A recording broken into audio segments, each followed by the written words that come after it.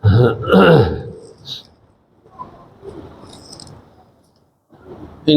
الحمد لله نحمده ونستعينه ونؤمن به ونتوكل عليه ونعوذ بالله من شرور أنفسنا ومن سيئات أعمالنا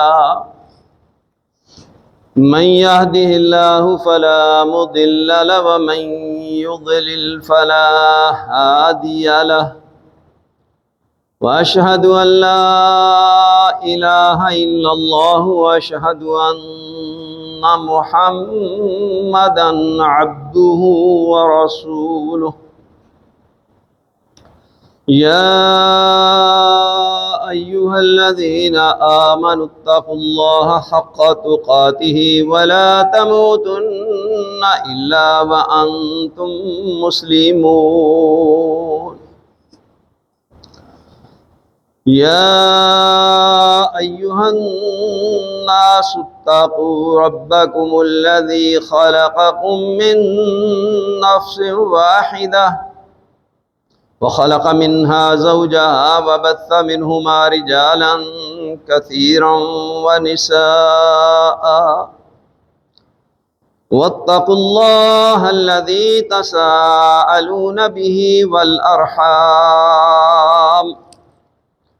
إن الله كان عليكم رقيبا يا أيها الذين آمنوا اتقوا الله وقولوا قولا سديدا يصلح لكم أعمالكم ويغفر لكم ذنوبكم ومن يطع الله ورسوله فقد فاز فوزا عظيما أما بعد فإن أصدق الحديث كتاب الله وأحسن الهدي هدي محمد صلى الله عليه وسلم وشر الأمور محدثاتها وكل محدثة بدعة وكل بدعة ضلالة وكل ضلالة في النار فأعوذ بالله السميع العليم من الشيطان الرجيم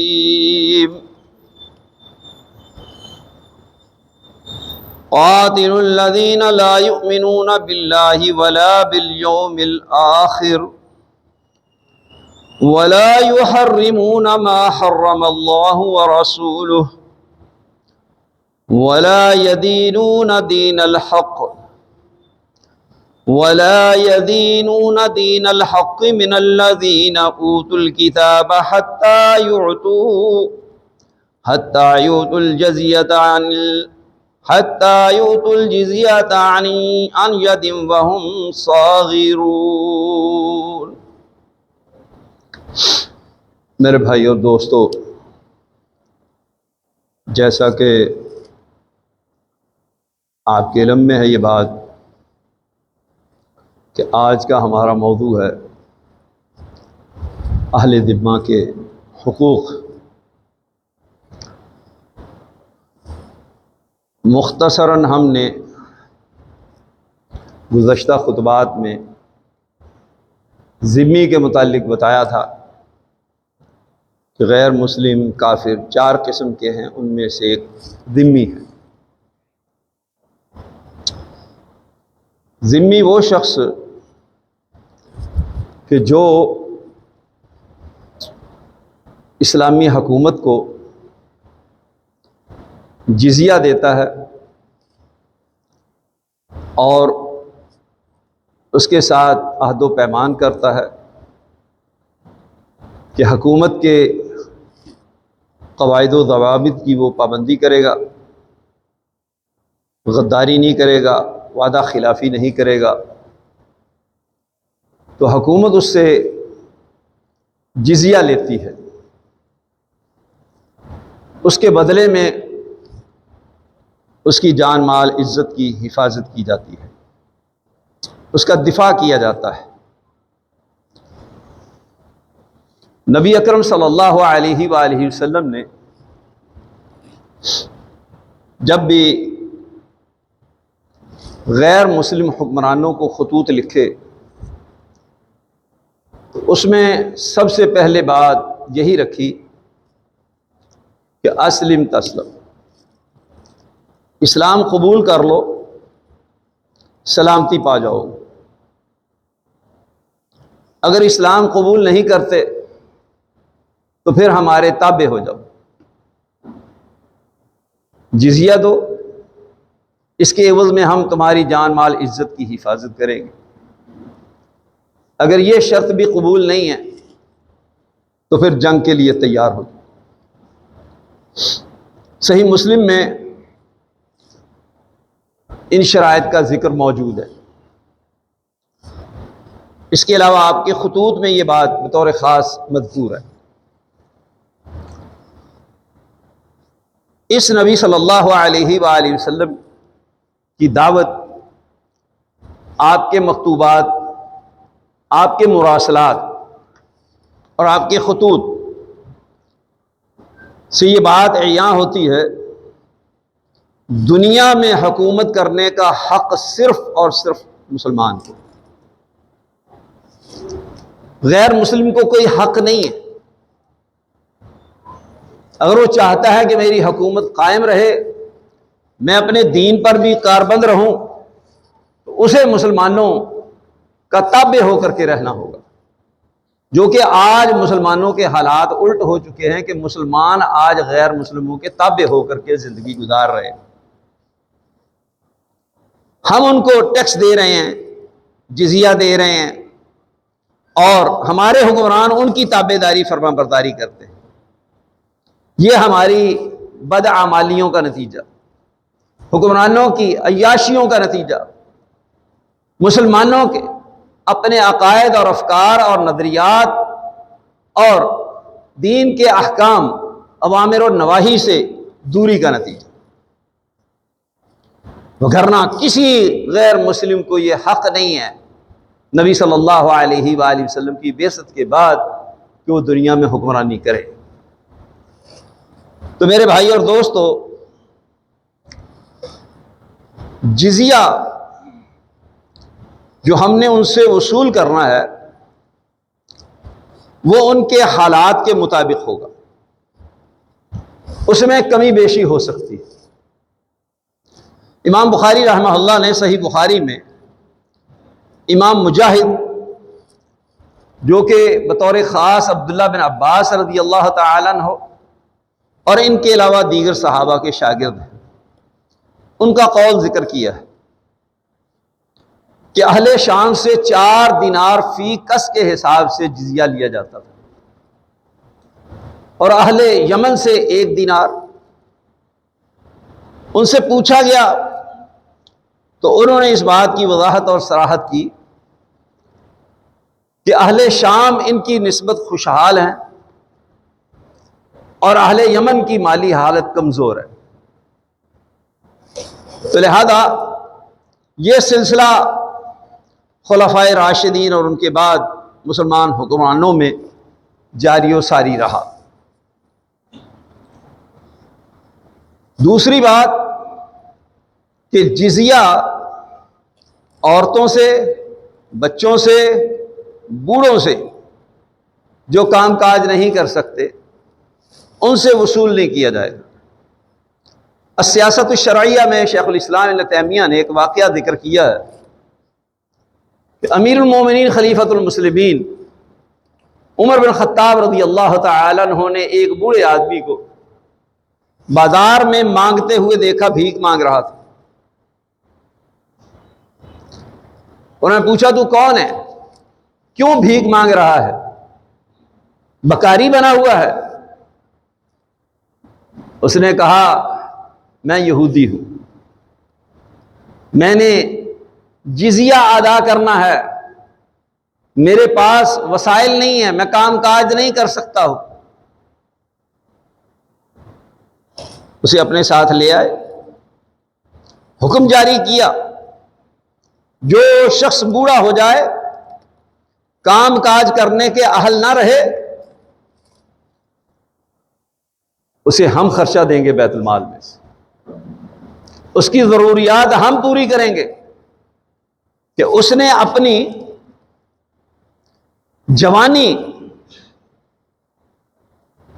خرچ کی ہے، صرف کی ہے جزیہ ادا کرنے میں، تو لہذا اب تو اس قابل نہیں رہا، تو اب ہم تجھے بیت المال میں سے ماہانہ دیں گے، وظیفہ مقرر کریں گے۔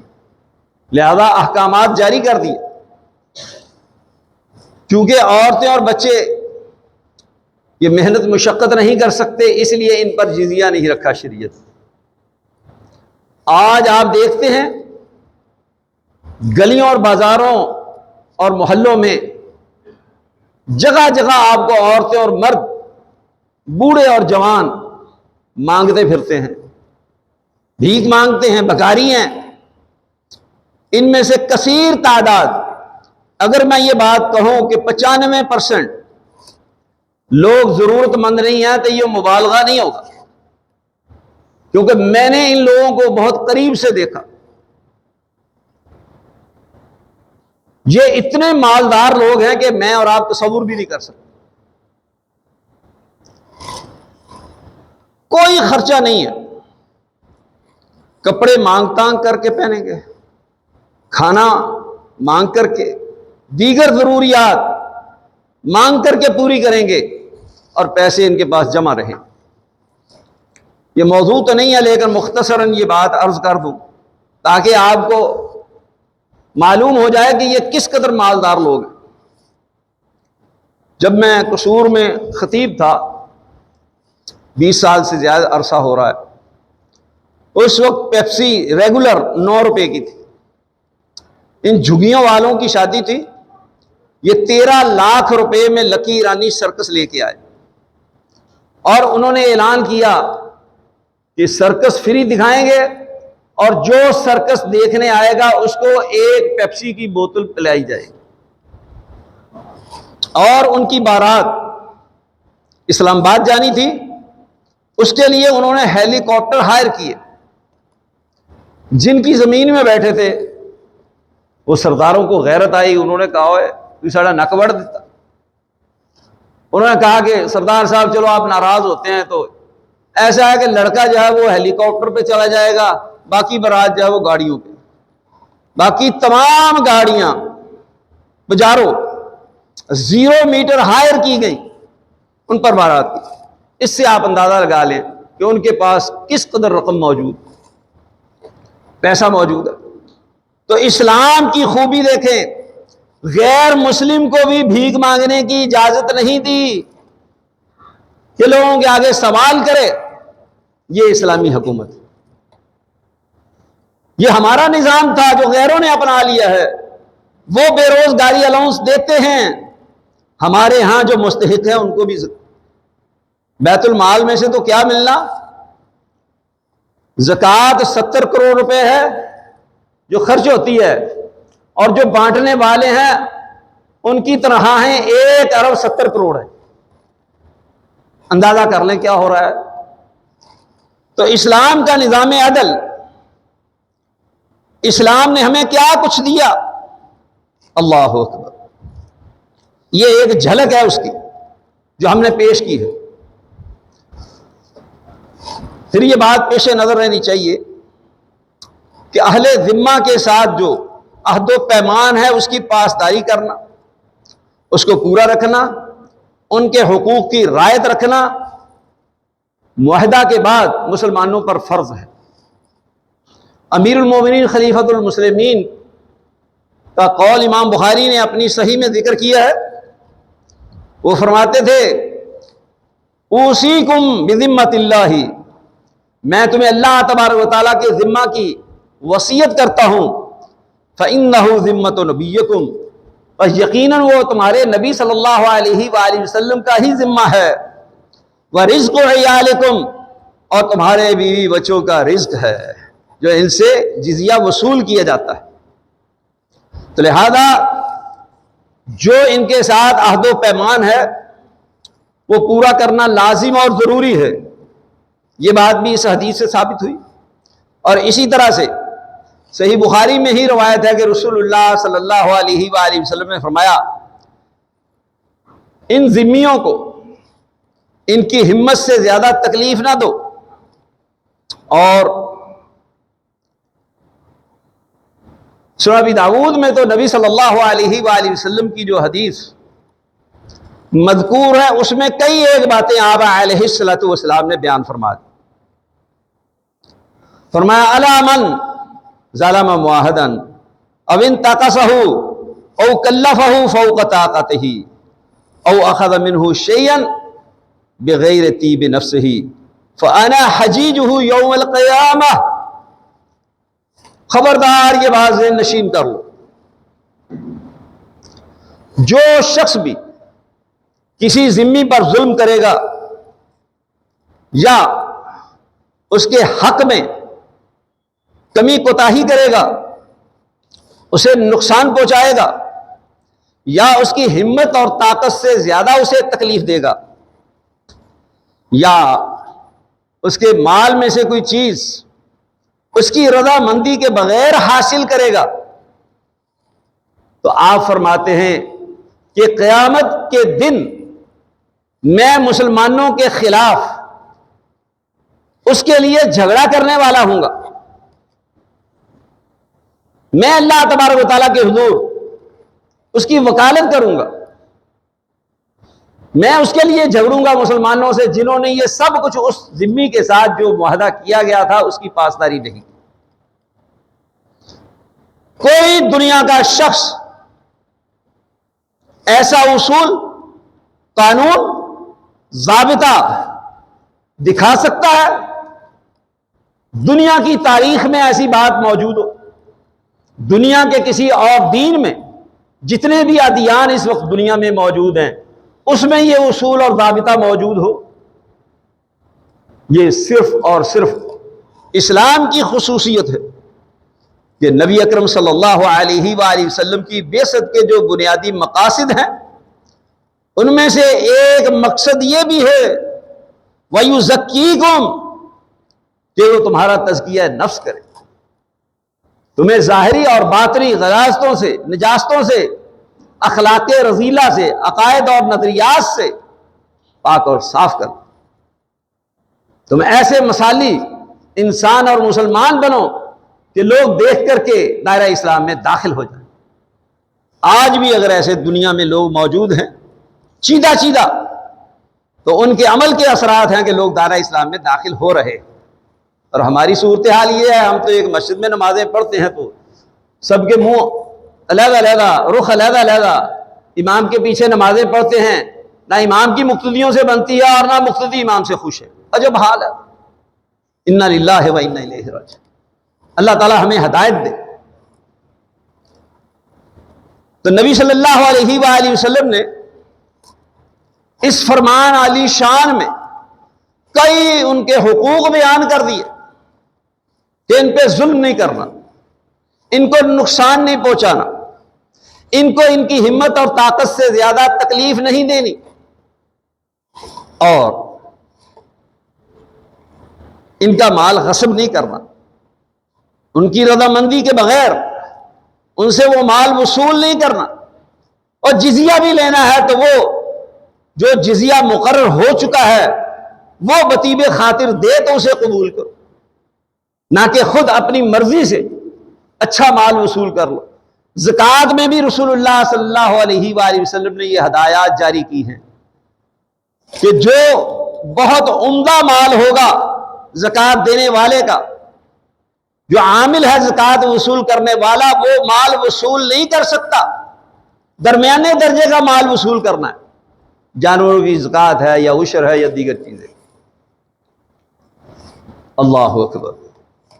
تو کتنی بڑی وعید سنا دی ہے آپ علیہ الصلوۃ والسلام نے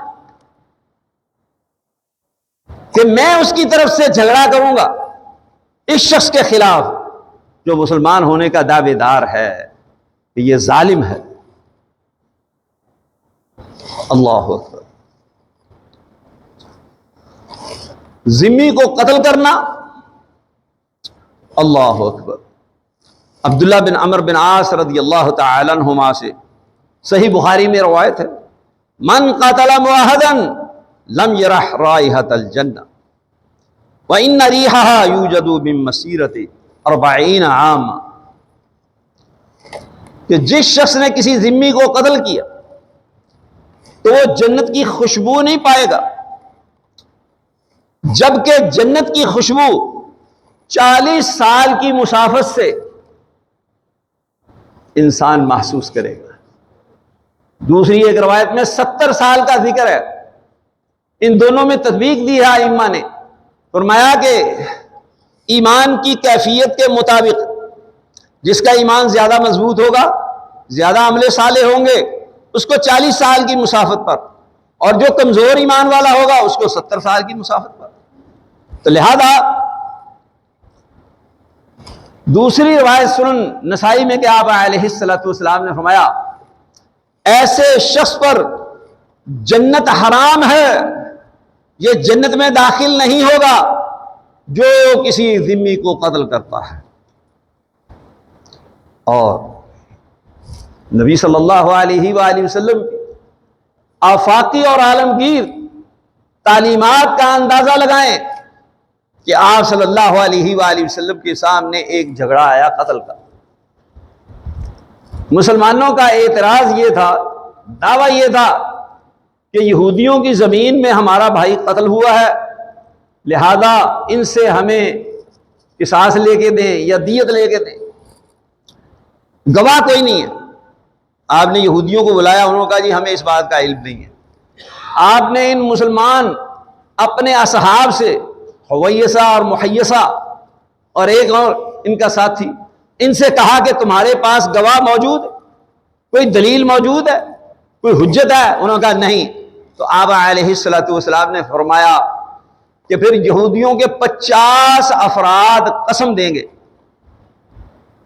کہ ہم نے یہ بندہ قتل نہیں کیا۔ اگر یہ قسم دے دیں 50 افراد تو یہ بری ذمہ ہو جائیں۔ انہوں نے کہا اللہ کے رسول یہ تو یہودی ہیں، یہ جھوٹی قسمیں کھا جائیں گے تو ہمارا قتل تو رائے گا جائے گا۔ آپ نے فرمایا اس کے علاوہ کوئی اور حل موجود نہیں ہے، ان کو سزا دی جائے، ان سے زبردستی دیت وصول کی جائے۔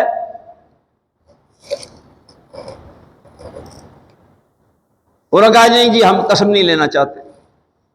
آپ علیہ الصلوۃ والسلام نے امن و امان قائم رکھنے کے لیے، فتنہ و فساد سے بچنے کے لیے جو عہد و پیمان کر رکھا ہے اس کی پاسداری کرتے ہوئے آپ صلی اللہ علیہ وآلہ وسلم نے اپنے پاس سے ان کو 100 اونٹ بطور دیت ادا کی۔ کیسا عظیم الشان فیصلہ ہے، قیامت تک کے لیے رہنمائی ہے کہ تمہاری طرف سے کسی پر ظلم اور زیادتی نہیں ہونی چاہیے۔ خود نقصان اٹھا لیا لیکن یہودیوں کو اذیت اور تکلیف نہیں دی، یہ دلیل ہی نہیں۔ ایک ہی حل بتایا، وہ جھوٹ بولتے ہیں، جھوٹی قسم اٹھاتے ہیں تو یہ ان کی ذمہ داری ہے، ان کے سر پر ہے، لیکن اگر تم نہیں مانتے تو پھر آپ نے اپنی طرف سے دیت ادا کر۔ اللہ اکبر۔ پھر نبی صلی اللہ علیہ وآلہ وسلم کی عمومی تعلیم ہے سب کے لیے، ہر معاملہ میں، اس میں ذمی بھی شامل ہیں، غیر مسلم بھی شامل ہیں، مسلمان بھی شامل ہیں۔ آپ علیہ الصلوۃ والسلام کی حدیث صحیح بخاری میں عبداللہ بن عمر رضی اللہ تعالی عنہما راوی ہیں کہ آپ صلی اللہ علیہ وآلہ وسلم نے فرمایا لِكُلِّ غَادْرٍ لَوَاءٌ يُنْصَبُ يَوْمَ الْقِيَامَةِ بِغَدْرَتِهِ، کہ ہر غداری کرنے والے کے لیے جھنڈا ہوگا جو قیامت کے دن اس کی غداری کی وجہ سے اس پہ نصب کیا جائے گا تاکہ دنیا کو پتہ چل جائے کہ یہ غدار ہے، اس نے عہد و پیمان کی پاسداری نہیں کی، اس نے وعدہ خلافی کی، اس نے وعدہ کر کے دھوکہ دیا۔ دوسری ایک روایت میں تو اعلیٰ استحی کے لفظ ہیں کہ اس کے چوتروں پر لگایا جائے گا، مانا آپ سمجھ گئے سرین میں اس کے جھنڈا گاڑ دیا جائے گا تاکہ دنیا کو پتہ چل جائے گا یہ اتنا گندا انسان ہے۔ یہ لوگوں کو دھوکہ دیتا رہا، لوگوں کے ساتھ بے ایمانی فراڈ کے ساتھ عہد و پیمان کر کے، معاہدہ کر کے، اسلام لکھ کر کے، سارے معاملات طے کرنے کے بعد اس کی مخالفت کرتا رہا۔ اس سے زیادہ ذلت و رسوائی ہوگی؟ تو ذمہ کے ساتھ اس عہد و پیمان کو توڑنا یہ تو بالاولیٰ اس میں شامل ہے۔ چہ جائے کہ عام کسی شخص کے ساتھ ایسا کیا جائے، پھر یہ ان کا مذہبی حق ہے کہ ان کو آزادی حاصل ہے کہ وہ اپنے دین کے مطابق عمل کریں، لیکن اس کے لیے کچھ حدود اور قیود ہیں، کچھ شرائط ہیں۔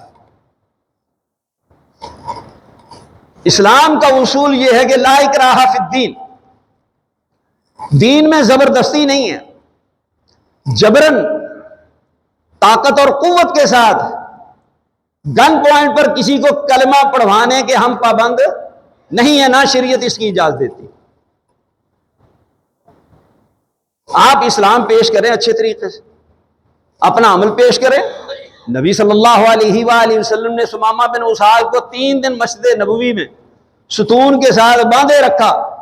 اس نے آپ علیہ السلام اور صحابہ کے شب و روز کو دیکھا،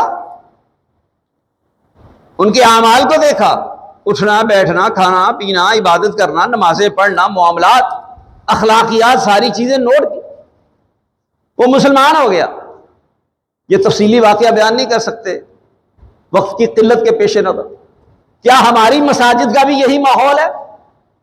کیا ہم نے بھی مساجد میں یہ ماحول پرووائڈ کیا ہے، یا کہ ہم سمجھتے ہیں کہ مسجد بنانے کے بعد ہماری کوئی ذمہ داری نہیں ہے، اب جو جس کے جی میں آئے جو چاہے جیسے چاہے وہ کرتا رہے؟ نہیں میرے بھائی اور دوست، متولی ہو، انتظامیہ ہو، امام ہو، مقتدی ہو، سب کی یہ ذمہ داری ہے، سب برابر کے اس میں ذمہ دار ہیں کہ اپنی اپنی ذمہ داری کو نبھائیں۔ کسی شخص کو یہ اجازت نہیں ہے کہ مسجد کا ماحول خراب کرے، کسی شخص کو اس بات کی اجازت نہیں ہے کہ مسجد کو ویران اور برباد کرے، یہ سب کی ذمہ داری ہے۔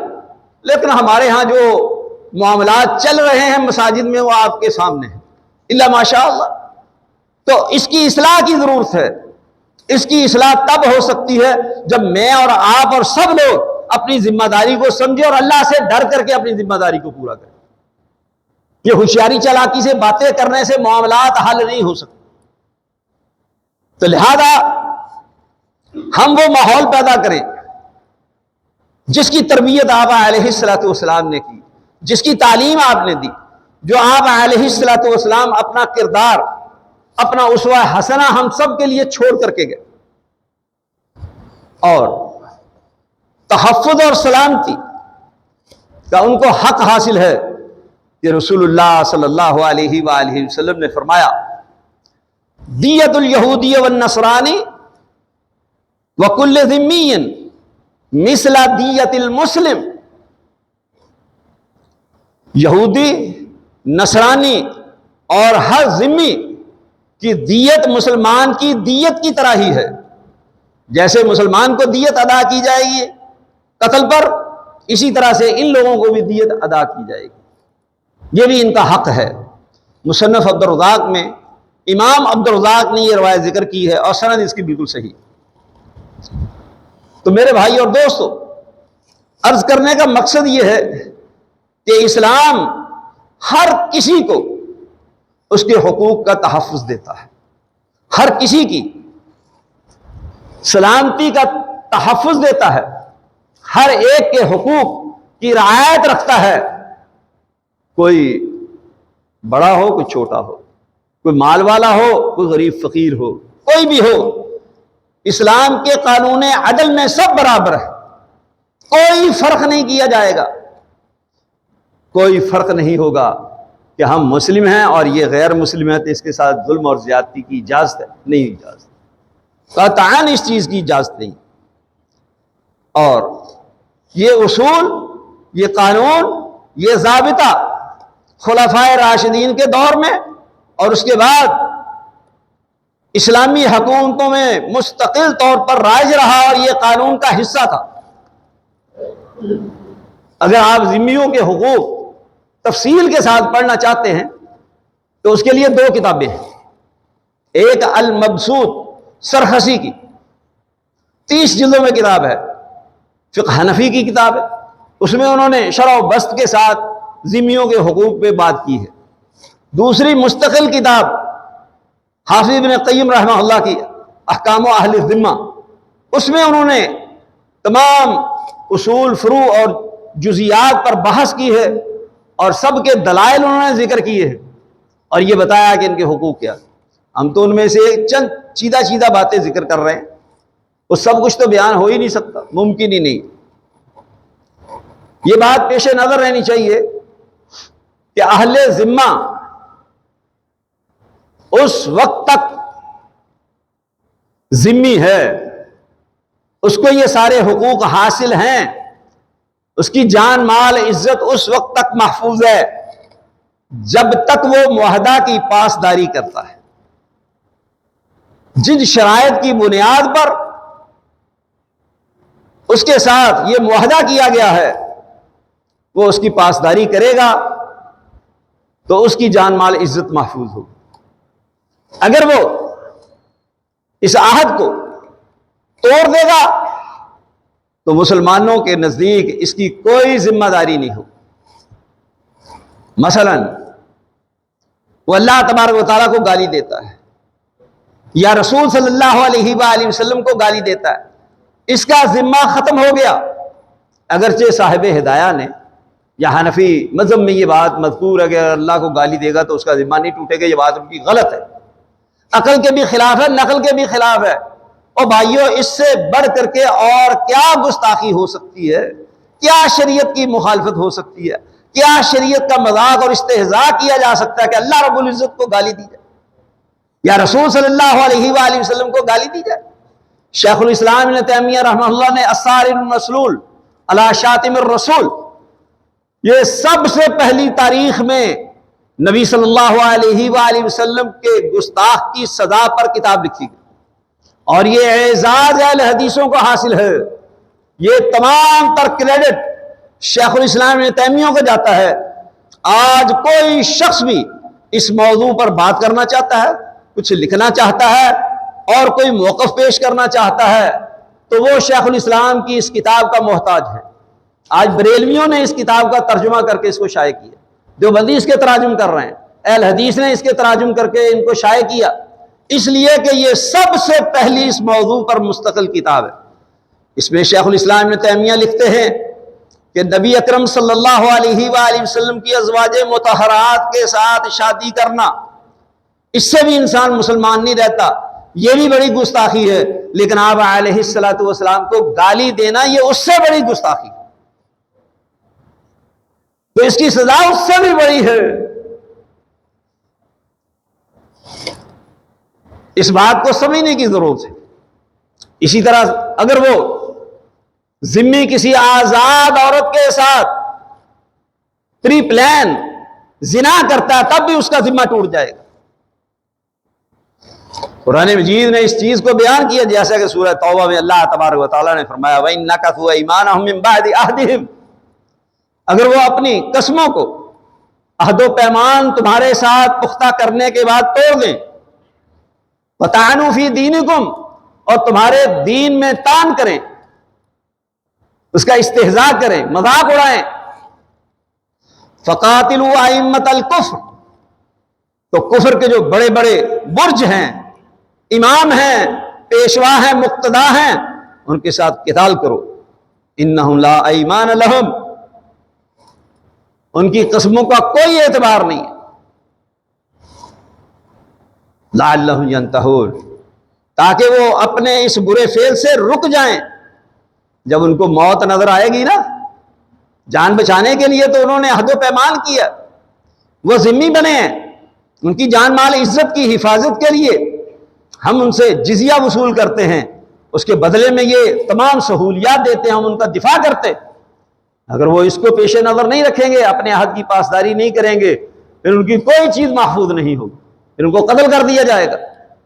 تو لہذا جو شخص بھی اسلام کا مذاق اڑائے گا، استہزاء کرے گا، اس کا عہد ختم ہو جائے گا، وہ واجب القتل ہوگا۔ اللہ اکبر۔ ان کی خوشی اور غمی میں شریک ہو سکتے ہیں، لیکن جو ان کے مذہبی تہوار ہیں، ان کی عیدیں ہیں، مخصوص دن ہیں، عیسیٰ علیہ السلام کی پیدائش کا دن ہے، یا جس کو وہ عید بنائے ہوئے ہیں، یا یکم جنوری ہے سال کا پہلا دن وہ مناتے ہیں، یا اس قسم کے اور ڈے مناتے ہیں، وہ ان میں مسلمان شرکت نہیں کر سکتے، ان کے ان تہواروں پر ان کو مبارکباد نہیں دے سکتے۔ یہ جو مسیحی بھائیوں کو عید مبارک ہو لکھا ہوا ہوتا ہے، بینر لگائے ہوتے ہیں، فلیکس لگائے ہوتے ہیں سیاسی لوگوں نے، اتنے جاہل لوگ ہیں ان کو پتہ ہی نہیں کہ اسلام کی تعلیمات کیا ہے۔ یہ اکثریت ان میں سے وہ بے نماز ہیں جو کہتے ہیں کہ نہ نیتی نہ قضا کی تھی، مستقل بے نماز لوگ، دین سے ان کو سروکاری نہیں ہے، وہ کیا جانیں کہ یہ چیزیں اسلام کے خلاف ہیں، ہم یہ کام نہیں کر سکتے۔ تو ان کو یہ مبارکبادیں پیش کرنا ان کے تہواروں پر حرام ہے، قطعاً اس کی اجازت نہیں ہے۔ 25 دسمبر کو جو مولوی کیک کاٹتے ہیں عیسائیوں کے ساتھ مل کر کے، یہ حرام کا ارتکاب کرتے ہیں، یہ مجرم ہیں قوم کے اور اسلام کے، مسلمانوں کے اور دین کے، یہ دینی مجرم ہے۔ اللہ اکبر۔ یہ تو ان کے تہوار ہیں۔ آج مسلمانوں بھی 14 اگست پر جو ہے باقاعدہ مولویوں نے کیک کاٹے ہیں، تو اس میں کیا حرج مرج ہے؟ یہیں سے معاملہ خراب ہوتا ہے اور بدعات جو ہیں وہ داخل ہوتی ہیں، یہیں سے اسلام کی شکل کو بگاڑا جاتا ہے، مسخ کیا جاتا ہے۔ تو میرے بھائی اور دوستو، ان کی خوشی، بچے بچی کی شادی ہے، وہاں پر کوئی ایسے فضول کام نہیں ہو رہے خلاف اسلام، آپ اس میں شرکت کر سکتے ہیں، جا سکتے ہیں۔ یہ ساری بحث امام ابن قیم نے احکام اہل ذمہ میں ذکر کی ہے، اور امام احمد بن حنبل اور دیگر ائمہ کے اقوال انہوں نے باقاعدہ طور پر ذکر کیے ہیں کہ وہ کہتے ہیں کہ ان چیزوں میں آپ شریک ہو سکتے ہیں اور ان کو دعائیں دی جا سکتی ہیں۔ اور اسی طرح سے امام ابراہیم نخعی سے یہ قول مروی ہے، وہ دعا دیا کرتے تھے ان کو تعزیت کے موقع پر بھی اور ان کی خوشی کے موقع پر بھی، یا اکثر اللہ لک مالک وولدک واطال حیاتک او عمرک، کہ اللہ تعالیٰ تیرے مال میں زیادتی کرے، اولاد میں زیادتی کرے، تیری عمر لمبی کرے، تیری یاتی لمبی ہوئے۔ یہ دعا دیا کرتے تھے دونوں مواقع پر۔ اللہ اکبر۔ امام اجلہ کا قول ہے کہ نصرانی سے اس کے کسی عزیز رشتہ دار کی وفات پر تعزیت کی جا سکتی ہے، اور وہ ان الفاظ کے ساتھ تعزیت کیا کرتے تھے: علیک بتقوی اللہ والصبر، تجھے اللہ تبارک و تعالیٰ کے تقوی، اس کے ڈر کو لازمی اپنے اوپر کرنے کی وصیت کرتا ہوں، اور صبر کی وصیت کرتا ہوں کہ بے صبری کا مظاہرہ نہ کر۔ پھر شیخ الاسلام ابن تیمیہ اور ابن قیم نے یہ سوال اٹھایا ہے کہ کیا غیر مسلم کے جنازے میں شرکت کی جا سکتی ہے یا نہیں؟ کسی ذمی کے جنازے میں مر جائے تو شرکت کی جا سکتی ہے نہیں؟ تو انہوں نے باضابطہ طور پر یہ بات ذکر کی ہے کہ اگر کوئی شخص مسلمان ہے، اس کا والد، اس کی والدہ، اس کی اولاد، اس کا بھائی، کوئی قریبی عزیز، وہ نصرانی ہے، یہودی ہے، غیر مسلم ہے، وہ مر جاتا ہے، تو وہ فرماتے ہیں کہ وہ اس کے جنازے میں جا سکتا ہے۔ ایک حدیث انہوں نے کوٹ کی ہے نبی صلی اللہ علیہ وسلم کی، کہ آپ علیہ الصلوۃ والسلام نے فرمایا کہ غیر مسلم کے جنازے کے آگے آگے چلو، پیچھے نہیں چلتے، تاکہ لوگوں کو یہ فرق معلوم ہو جائے، بالکل آگے مل کے بھی نہیں، فاصلے پر آگے چلو۔ لیکن وہ روایت تو ضعیف ہے۔ اس سلسلہ میں ائمہ کے اقوال جو ہیں وہ موجود ہیں، وہ کہتے ہیں کہ وہ آگے آگے چلے، جب وہ جنازہ پڑھے تو وہ سائڈ پہ کھڑا ہو جائے، ان کے ساتھ ان کے جنازے میں شرکت نہیں کر سکتا، اس قدر اجازت دی ہے، اس کے علاوہ اجازت نہیں دی گئی۔ اس سلسلہ کی آخری بات کہ غیر مسلم عورت یہودیہ ہے، نصرانیہ ہے، ذمیہ ہے، اس کے پیٹ میں مسلمان کا بچہ ہے، مسلمان نے اس سے شادی کر رکھی ہے، اور جو ہے اس حالت میں فوت ہو جائے تو اس کے ساتھ کیا معاملہ کیا جائے؟ جنازہ تو اس کا نہیں پڑھا جائے گا، لیکن کہتے ہیں کہ یا تو عیسائیوں کا اور مسلمانوں کا جو قبرستان ہے قریب قریب ہیں، تو اس کے درمیان میں اس عورت کو دفن کیا جائے گا اس مسلمان بچے کی وجہ سے، یہ بچہ مسلمان کا، یا پھر مسلمانوں کے قبرستان سے باہر ایک سائڈ پر اس کو دفن کر دیا جائے گا۔ یہ امام احمد بن حنبل اور دیگر ائمہ کے اقوال ہیں اس سلسلہ میں، ان سب کو امام ابن قیم نے احکام و اہل الذمہ میں ذکر کیا ہے۔ تو میرے بھائی اور دوستو، یہ مختصراً ہم نے احوال بیان کیے ہیں اور ذمیوں کے حقوق بیان کیے ہیں کہ شریعت جو ہے ان کو کیا حق دیتی ہے۔ تو کیا جو اسلام ذمیوں کے حقوق کی پاسداری کرتا ہے وہ مسلمانوں کے حقوق کی پاسداری نہیں کرتا، اس کی تعلیم نہیں دیتا؟ لیکن ہم مسلمانوں نے بذات خود ہی ایک دوسرے کے حق غصب کیے ہوئے، ہم بذات خود ہی اب ایک دوسرے کے حقوق پورے نہیں کرتے۔ یہاں تو المیہ یہ ہے کہ مسلمان ہو کر کے، کہلوا کر کے، دعویٰ کر کے وہ اپنے ماں باپ کے حقوق ادا نہیں کرتا، اس سے پہلے جو اللہ تبارک و تعالیٰ کے حقوق ہیں وہ ادا نہیں کرتا۔ سب سے پہلا اللہ تبارک و تعالیٰ کا حق شہادتین کا اقرار کرنے کے بعد نبی صلی اللہ علیہ وآلہ وسلم کی کیا تعلیم ہے کہ جو شخص شہادتین کا اقرار کر لے تو سب سے پہلی چیز جو اس پر فرض ہوتی ہے وہ کیا ہے؟ اور نماز ہے۔ پتہ ہے آپ ماشاءاللہ سب صاحب علم ہیں، سب کو یہ مسئلہ معلوم ہے، نماز پڑھیں یا نہ پڑھیں، پابندی کریں یا نہ کریں، تو یہ بات تو سب کو معلوم ہے۔ تو لہذا سب سے پہلے پانچوں وقت کی نماز باجماعت ادا کرنا ہر مسلمان پر فرض ہے۔